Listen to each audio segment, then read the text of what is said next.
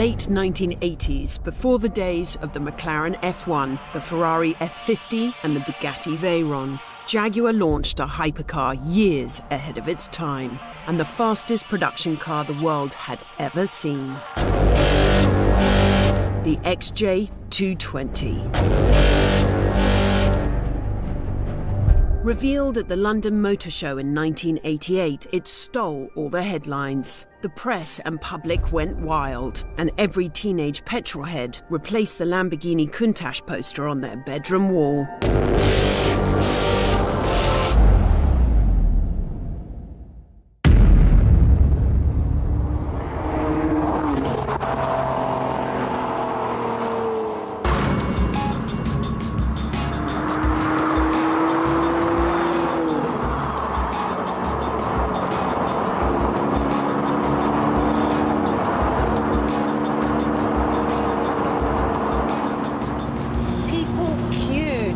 Their £50,000 deposit on this car.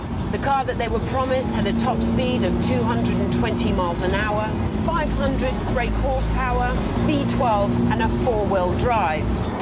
But in the 4 years following that motor show launch, Black Wednesday shattered the global stock market, and the car that Jaguar finally delivered didn't quite live up to the promise.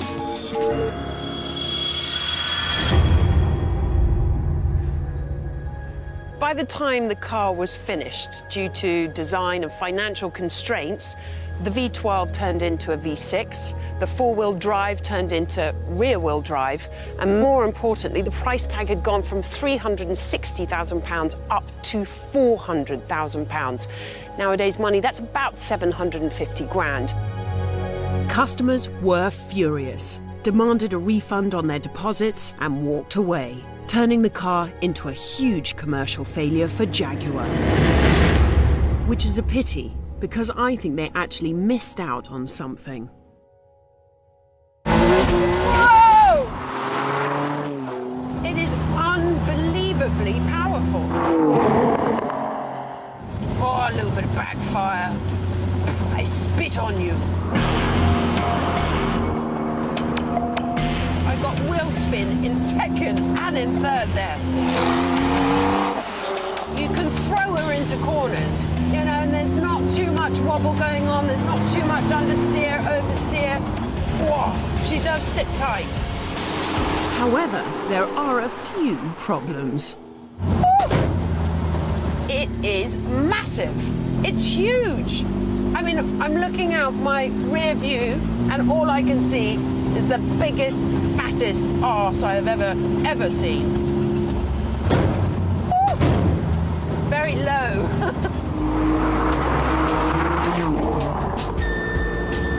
Your arse is on the ground, can't see anything, you're so big, you're dreading meeting anything coming along. But then when you put your foot down and those twin turbos kick in,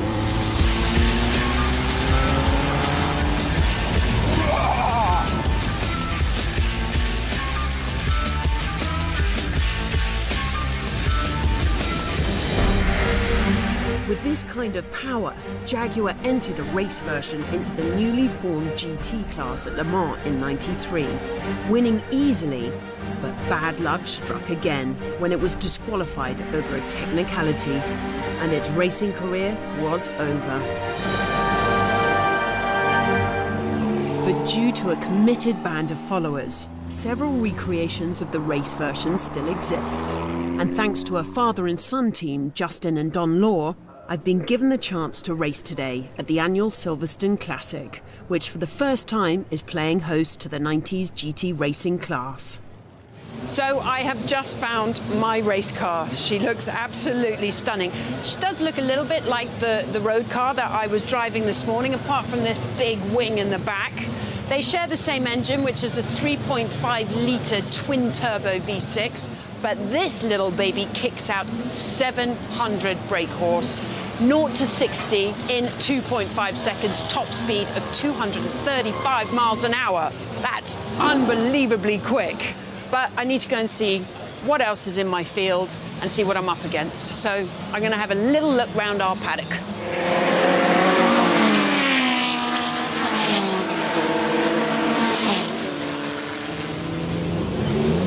Dodge Vipers.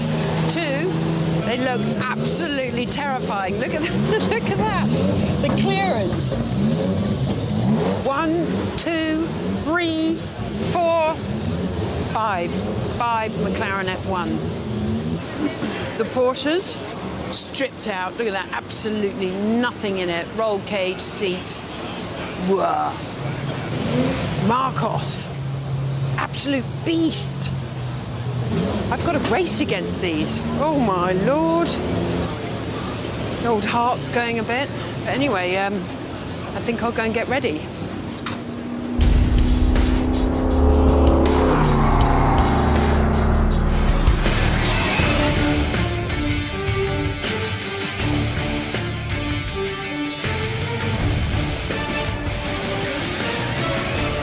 Suited up and with pre-race nerves, I climbed aboard.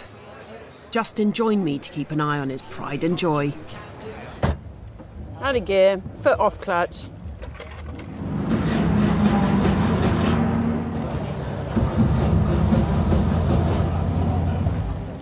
Foot to the floor then, try that, won't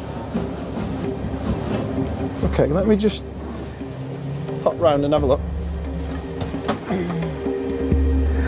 With the warm-up lap already underway, the only option was to swap cars, and quickly. Right, so standard road gearbox, same as the other car. Right, off we go. Unbelievably, we just made it onto the back of the grid.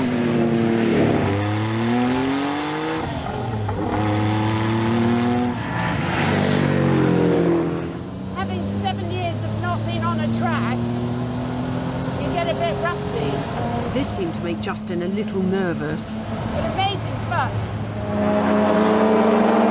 Nice and smooth, and we're away. To the right, to the right.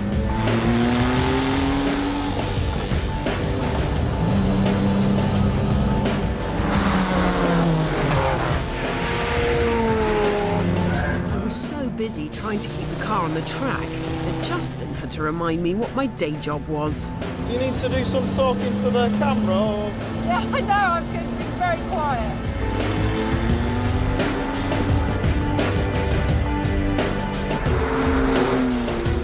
They're all going past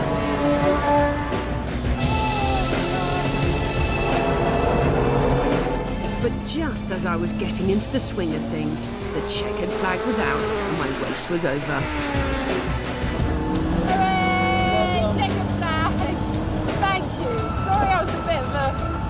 That's absolutely fine.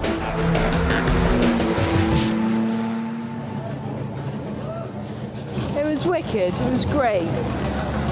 But, you know, you need to be driving a lot. You kind of get one corner and did 10 corners badly, and then you got 2 corners, but they were all like... I need a beer.